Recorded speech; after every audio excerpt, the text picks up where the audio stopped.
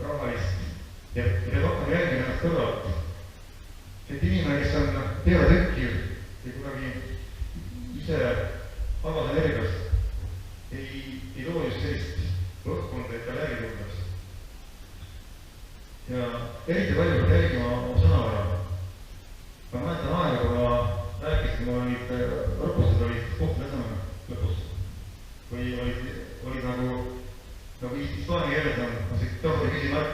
Enne lausa otsustamist on siis tagurdi küsimärk ja siis läheb pärast küsimus, kui see oli lausa.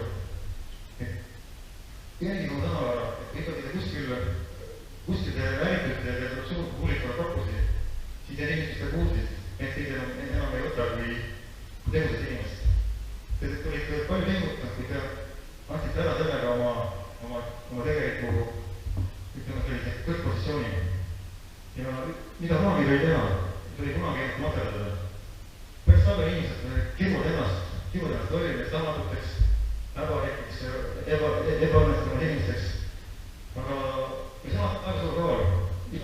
Ütleme, tegelikult see oskub alateadus hakkab me sõnu kingi püüma, kirja panema ja andma neid sõnu, mida me ütlesime.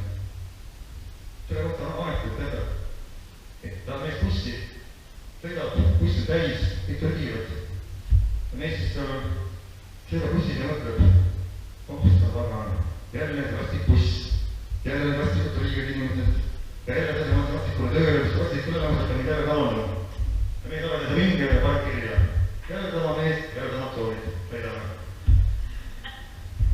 Et valige oma sõnu, kiike ennast ja rääkige kõike heade sõnadega. Tahtakse head sõnad, halvad sõnad ja head sõnad. Peale kasutage halbu sõnu, vaid igal tegevusele on kaks poolt, hea ja halb. Kui hakkate seda tegema ja jälgima neid nõudeid, nagu ütlesin, saate teid minna ja inimesed tulevad järgi.